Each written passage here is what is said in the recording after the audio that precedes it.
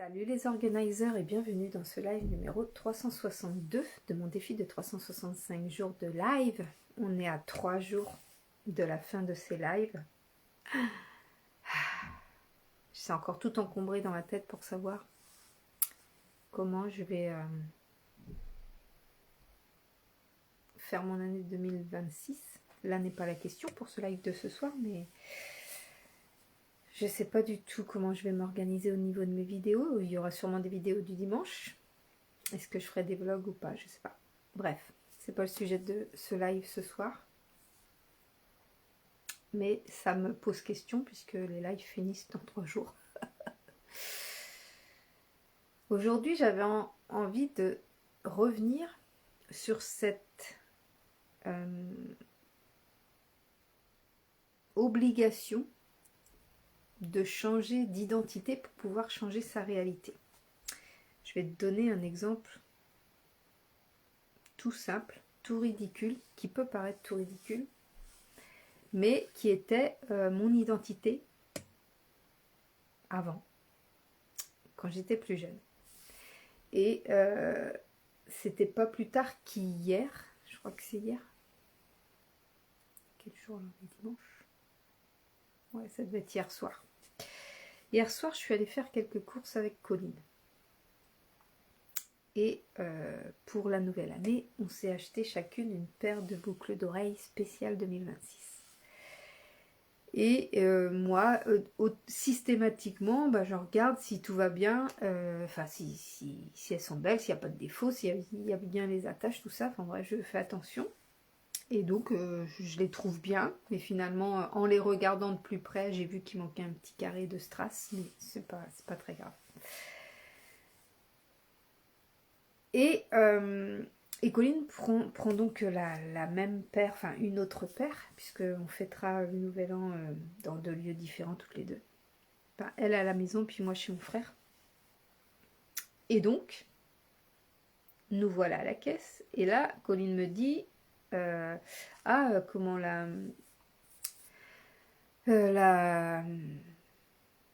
boucle d'oreille s'en va là parce que alors moi j'ai compris, mais je pense que mon cerveau il a interprété. J'ai cru comprendre que c'était le carton qui tenait les boucles d'oreilles qui étaient cassées. Et en fait non, c'est qu'une des boucles d'oreilles n'avait plus l'attache derrière. Et en fait, si mon cerveau avait voulu comprendre au passage en caisse, j'aurais dit attendez, on va changer la paire de boucles d'oreilles. Autant aller chercher une paire de boucles d'oreilles complète. Parce que Colline n'a pas vérifié, elle n'a pas vérifié si les boucles d'oreilles étaient nickel, et c'était exactement ce que je faisais avant, quand j'étais plus jeune et même jusqu'à tard. Et donc ça passe à la caisse, donc elle paye et tout ça, et là je vois que j'ai dit mais c'est pas le carton qui est cassé en fait, c'est qu'il n'y a pas d'attache à la boucle d'oreille. Il dit oui mais c'est pas grave, j'en ai plein à la maison. Et puis là, je dis, j'ai envie de dire à la personne à la caisse d'échanger, quoi, d'aller échanger. Et puis, et comme Colline me dit, non, mais j'ai des attaches à la maison, du coup, je dis, bon, ça me concerne pas. Moi, j'ai pas d'attache de boucle d'oreille. Donc, enfin, j'en ai pas de trop. Donc, moi, je serais allée échanger, mais du coup, Colline me dit, mais non, j'en ai plein à la maison, donc c'est son affaire, tu vois, c'est pas, ça me concerne pas directement, ça concerne ma fille. Moi, les boucles d'oreilles étaient complètes. Et donc, puisqu'elle me dit ça, je vais pas chercher plus loin et je dis ok. Et une fois à la maison, ça m'a fait tilt. Je me suis dit, mais purée, le comportement à ma fille, c'est exactement le comportement que j'avais. C'est-à-dire que plutôt que de demander à obtenir la chose juste, c'est-à-dire que tu payes une paire de boucles d'oreilles, elle doit être complète, et je faisais comme ma fille, c'est-à-dire que si je pouvais bidouiller ou si je pouvais m'arranger autrement et puis arranger le truc même s'il était cassé, même si machin, je le faisais. Et j'allais pas, j'avais peur d'enquiquiner en fait la personne qui me vendait le truc. Enfin tu vois, c'était toujours moi qui me mettais en quatre pour arranger le truc, alors que dans la logique des choses, ils doivent vendre des objets complets et pas abîmés et pas cassés. Et du coup, ça m'a rappelé mon comportement à moi. Et tu vois, il n'y a pas si longtemps, j'ai vu que mon comportement avait changé parce que même s'il y a quand même les vieux schémas qui essayent de revenir, mais maintenant que j'en prends conscience, je ne les laisse plus diriger. Et j'étais aussi à la caisse, j'étais passée à la caisse du supermarché et là, il y a, tu sais, ils ont mis du plexiglas devant les caisses. Et j'avais mis un sac de litière un petit peu trop près du rebord et ça s'est pris dans les vis qui tiennent ce fameux plexiglas. Mais j'ai même pas pensé à ça. Et du coup, ça a arraché une partie du sac. Et donc, l'hôtesse de caisse, elle avait l'air un petit peu agacée, mais je pense plus pour la situation que contre moi. Hein. Enfin, je veux dire, je l'ai compris après, mais sur le coup, c'est vrai que tu prends ça, tu dis, ouais, elle est pas contente, mais j'ai pas fait exprès, quoi.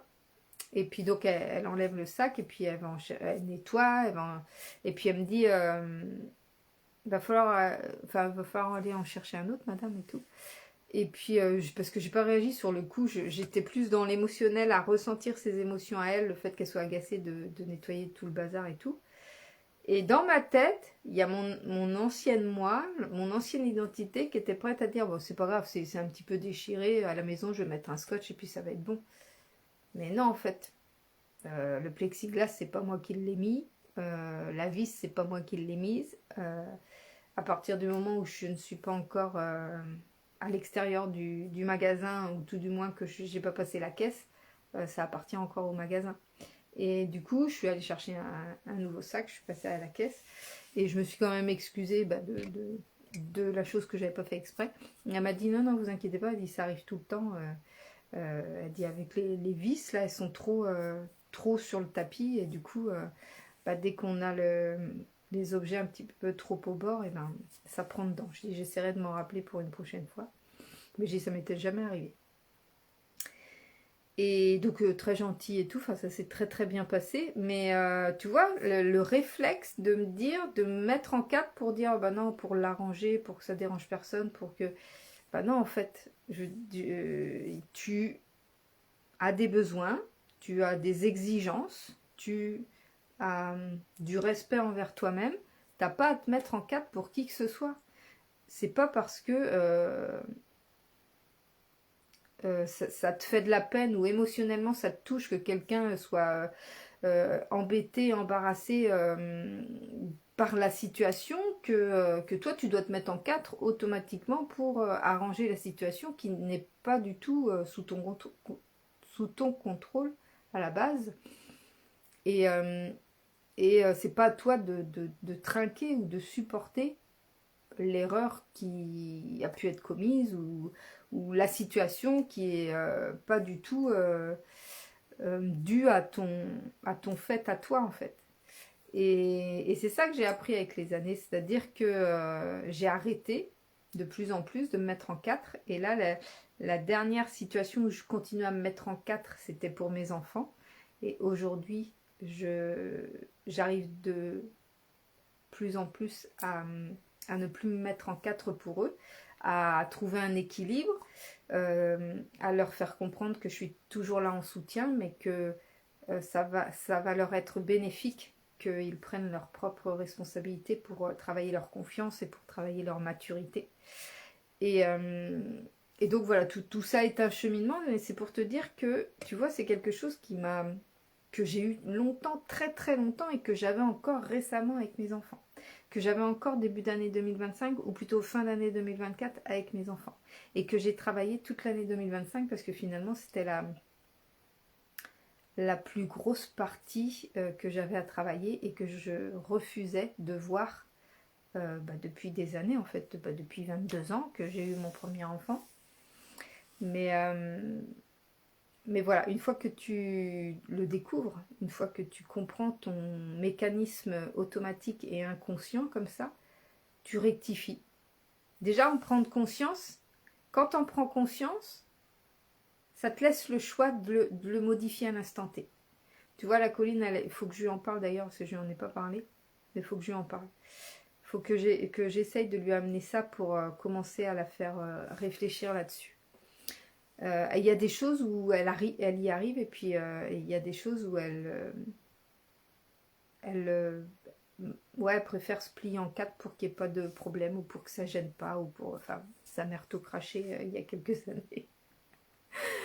Mais d'où l'intérêt de changer d'identité, parce que si j'étais restée cette personne qui se pliait en quatre pour tout le monde, qui répondait toujours aux besoins de tout le monde, qui ne s'écoutait pas, qui se mettait en dernier plan, qui s'épuisait pour les autres et qui n'écoutait pas ses propres besoins, si j'étais restée cette personne-là, parce que ce que je t'ai raconté comme petit exemple, c'est un petit exemple, mais quand tu en prends plein à la journée mis bout à bout, que ce soit au niveau professionnel, au niveau familial, au niveau amoureux, au niveau amical, mais ça te fait un fardeau sur le dos. C'est énorme la charge que tu prends sur le dos.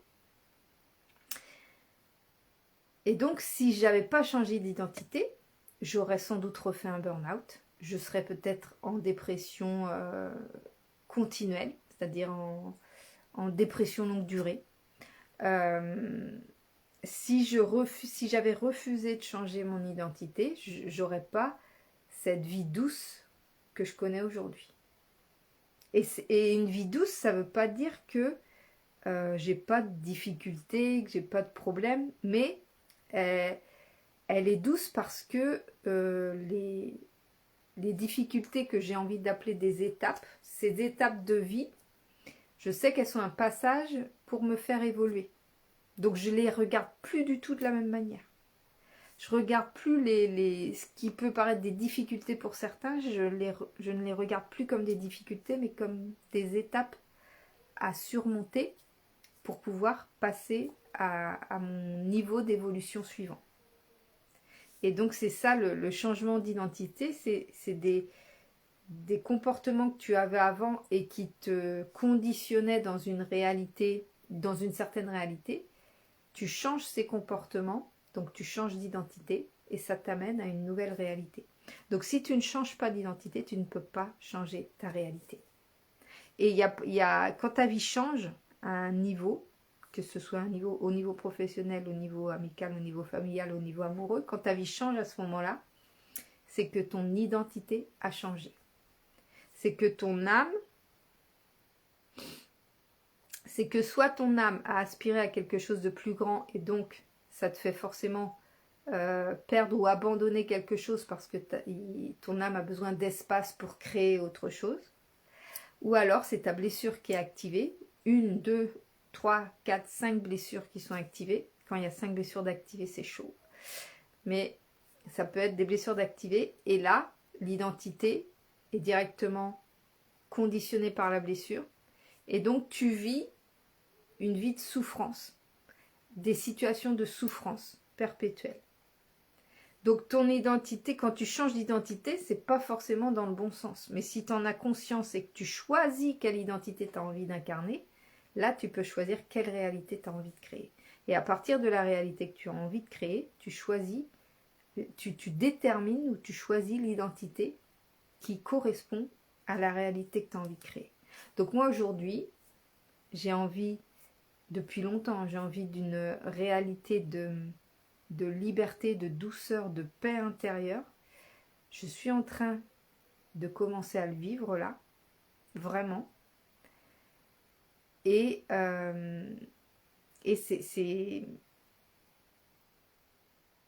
c'est un processus qui peut paraître long, mais je trouve que un an, parce que ça fait 1 an que j'y suis tous les jours et que je me conditionne et que maintenant j'ai compris les mécanismes et que ça va forcément aller beaucoup plus vite. 1 an dans une vie, c'est vraiment rien du tout. 1 an dans une vie, c'est vraiment rien du tout. Et si je continue, et je vais continuer, au même rythme que ce que je fais là, j'ai encore des nouvelles choses qui pop-up dans ma tête là. notamment avec mon intuition et parce que je me suis reconnectée à l'enfant que j'étais et comme j'avais cette intuition très fluide quand j'étais enfant et en fait quand on devient adulte, qu'on commence à avoir des responsabilités d'adulte, eh bien malgré nous et au vu des expériences de vie qu'on peut avoir, eh bien on finit par masquer toute cette partie intuitive qu'on avait dans l'enfance. Et donc j'étudiais dessus, là j'étais en train d'étudier ça tout à l'heure. Et, et ça m'a ramené à comment mon intuition fonctionnait quand j'étais enfant. Parce que j'avais beaucoup d'intuition quand j'étais enfant. J'ai toujours de l'intuition, mais elle est cachée si bien que je la reconnais plus. Je ne reconnais plus mon intuition. Il y a des fois je la reconnais, mais là je la confonds avec mes émotions. Quand j'étais enfant, j'avais pas ce souci-là, entre guillemets, c'est-à-dire que mon intuition, j'avais une sensation dans le ventre, un plexus solaire, ventre, par ici, là, j'avais une sensation là, et je savais systématiquement qu'il allait arriver quelque chose de différent, de la nouveauté, et quand j'avais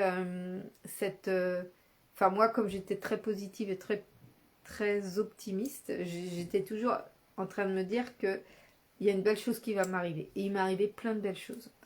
Mais aujourd'hui, j'arrive plus. Quand je ressens quelque chose dans le ventre, j'ai une espèce de sensation d'excitation, d'euphorie un peu intérieure. C'est comme si j'étais toute excitée à l'intérieur. Et après, ça s'arrête, mais il n'y a rien. Enfin, j'ai l'impression qu'il n'y a rien qui est raccroché à ça, à cette sensation-là. Et en fait, je viens de comprendre que l'euphorie est pas du tout tout ce qui est émotion extrême, colère, tristesse, euphorie, tout ce qui est émotion extrême comme ça n'est pas relié à l'intuition. C'est pas de l'intuition, c'est les émotions qui parlent. Donc faut laisser passer l'émotion. L'intuition, elle est, en tous les cas pour mon cas, pour ma personne, la personne que je suis moi, l'humain que je suis moi, mon intuition est calme en fait. Mon intuition a juste une sensation dans le ventre, mais il n'y a pas des émotions exacerbées avec. Donc s'il y a des émotions exacerbées avec, il faut que je laisse passer l'émotion avant. Enfin bon, bref. Je me suis un peu égarée, mais juste pour te dire que j'apprends encore des nouvelles choses. Il y a encore des nouvelles choses qui sont en train de s'imbriquer et ça s'accélère et je me dis que ouais, que ça va être sympa cette année 2026, je te le dis moi. J'espère que tu as compris pourquoi c'était si important de changer d'identité pour changer sa réalité, parce que si tu gardes toujours les mêmes comportements, bah, tu risques de toujours reproduire les mêmes schémas. Donc voilà ce que je vais te partager ce soir. J'espère que ça va pouvoir t'inspirer. Je te fais des gros bisous. Je vais aller me coucher et je te dis à demain pour le prochain live.